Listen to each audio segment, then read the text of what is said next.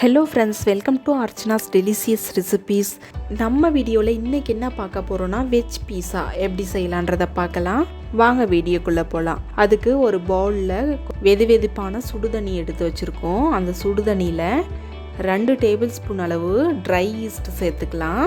இந்த சுடுதண்ணி பார்த்திங்கன்னா அதிகமாக சூடாக இருக்கக்கூடாது, அதே போல் ஜில்லுன்னு இருக்கக்கூடாது, வெதுவெதுப்பாக இருக்கணும். அதாவது கை வச்சு பார்த்தா லைட்டாக சூடு இருக்கணும். கூடவே 2 டேபிள் ஸ்பூன் அளவு சுகர் சேர்த்துக்கலாம். சேர்த்ததுக்கப்புறமா இதை ஒரு ஸ்பூன் வச்சு இது போல் நல்லா கலந்துருங்க. இதை கலந்ததுக்கப்புறமா இதை போல் ஒரு தட்டு போட்டு மூடிட்டு 10 நிமிஷம் அப்படியே விட்டுருங்க. ஈஸ்ட் எல்லாமே நல்லா ஆக்டிவேட் ஆகி வரும். பாருங்கள், நம்மளோட ஈஸ்ட் எல்லாமே நல்லா ஆக்டிவேட் ஆகி வந்துருச்சு. இப்போ நம்ம ஒரு பவுலில் 1.5 கப் அளவு மைதா மாவு எடுத்து வச்சுருக்கோம். அதில் கொஞ்சமாக உப்பு சேர்த்துக்கலாம்.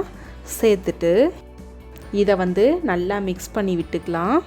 உப்பு மைதா மாவு எல்லாம் நல்லா கலந்து வர அளவுக்கு நம்ம ஆக்டிவேட் ஆகி எடுத்து வச்சுருக்கிற ட்ரை ஈஸ்ட்டை சேர்த்துக்கலாம். கொஞ்சம் கொஞ்சமாக சேர்த்துக்கோங்க, ஒரே சமயத்தில் எல்லாமே சேர்க்க வேண்டாம்.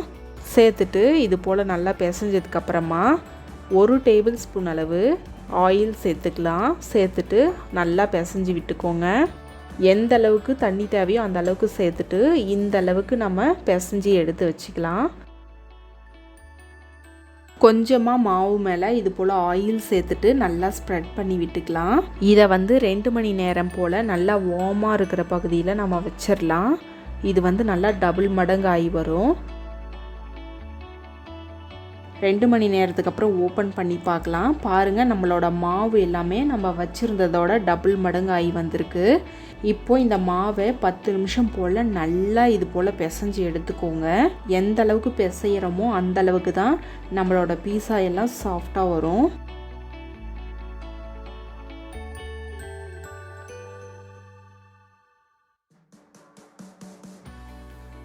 இந்த மாவை 2 பகுதியாக நம்ம கட் பண்ணி எடுத்துக்கலாம்.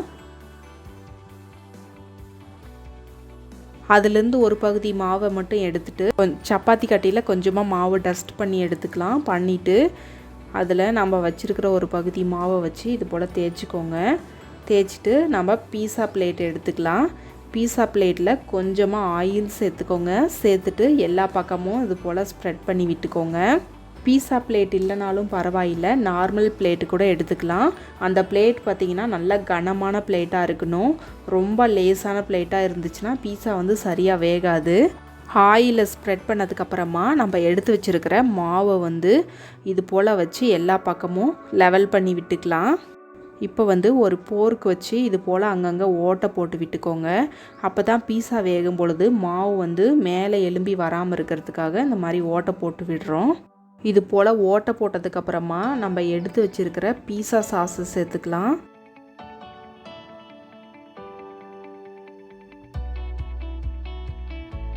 சேர்த்ததுக்கப்புறமா துருவி எடுத்து வச்சுருக்கிற சீஸை சேர்த்துக்கலாம்.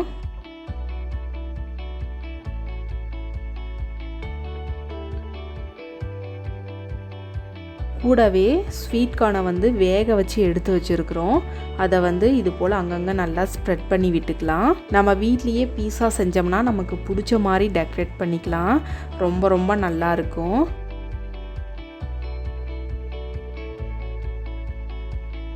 இப்போ நம்ம வெஜிடபிள்ஸ் எல்லாத்தையுமே கட் பண்ணி எடுத்து வச்சுருக்குறோம்.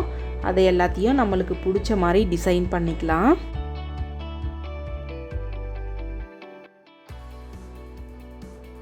இப்போ நம்ம காளானை டிசைன் பண்ணியாச்சு. கூடவே கேரட்டை கட் பண்ணி எடுத்து வச்சுருக்கோம், அதையும் அங்கங்கே வச்சுக்கலாம். அப்புறம் கேப்சிகம் வச்சுக்கலாம்.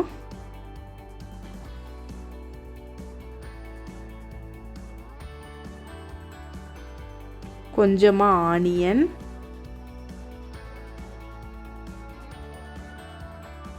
அப்புறம் மேலே கொஞ்சமாக ஸ்வீட் கார்னு.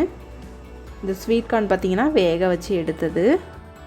அப்புறம் மேலே கொஞ்சமாக சீஸ் போட்டுக்கலாம். இந்த பீஸாவுக்கு பார்த்திங்கன்னா எந்த அளவுக்கு நம்ம சீஸ் சேர்க்குறோமோ அந்த அளவுக்கு தான் நம்மளோட பீஸா நல்லா சீஸியாக ரொம்ப ரொம்ப டேஸ்ட்டாக இருக்கும். அவ்வளோதான், நம்மளோட பீஸாவை நமக்கு பிடிச்ச மாதிரி நம்ம டெக்கரேட் பண்ணியாச்சு. நீங்களும் உங்களோட பீஸாவை உங்களுக்கு பிடிச்ச மாதிரி நீங்கள் டெக்கரேட் பண்ணிக்கோங்க. இன்னும் என்னென்ன வெஜிடபிள் வேணுமோ அது எல்லாமே நீங்கள் ஆட் பண்ணிக்கலாம். இன்றைக்கி நம்ம கடாயில் தான் பீஸாவை பேக் பண்ணி எடுக்க போகிறோம். அதுக்கு கடாயில் கொஞ்சமாக சால்ட்டு சேர்த்துட்டு இது போல் ஒரு ஸ்டாண்டு வச்சுட்டு இதை 10 நிமிஷம் போல் நல்லா ஹை ஃப்ளேமில் வச்சு ஹீட் பண்ணி எடுத்துக்கலாம். 10 நிமிஷம் நல்லா ஹீட் ஆனதுக்கப்புறம் இதை ஓப்பன் பண்ணிவிட்டு நம்ம டெக்கரேட் பண்ணி வச்சுருக்கிற பீஸாவை உள்ளே வச்சிடலாம். வச்சதுக்கப்புறமா இந்த பீஸாவை பார்த்திங்கன்னா ஹை ஃப்ளேமில் 10 நிமிஷம் வரைக்கும் இதை ஹீட் பண்ணிங்கன்னா போதும். பீஸா எல்லாமே நல்லா வெந்து வந்துடும். 10 நிமிஷத்துக்கு அப்புறம் ஓப்பன் பண்ணி பார்க்கலாம். நம்மளோட பீஸா எல்லாமே நல்லா வெந்து வந்திருக்கு. இப்போ நம்ம கட் பண்ணி பார்க்கலாம்.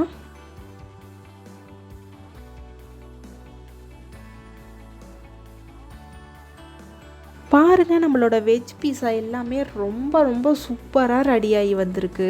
கடையில் வாங்கக்கூடிய அளவுக்கு டேஸ்ட்டில் ரொம்ப சூப்பராக ரெடியாகி வந்திருக்கு. கண்டிப்பாக இந்த ரெசிபியை நீங்களும் உங்கள் வீட்டில் ட்ரை பண்ணுங்கள். ட்ரை பண்ணிவிட்டு எப்படி வந்துச்சுன்னு உங்களோட ஃபீட்பேக்கை எங்களோட ஷேர் பண்ணுங்கள். இந்த வீடியோ உங்களுக்கு பிடிச்சிருந்தா மறக்காமல் லைக் பண்ணுங்கள், சப்ஸ்கிரைப் பண்ணுங்கள், ஷேர் பண்ணுங்கள்.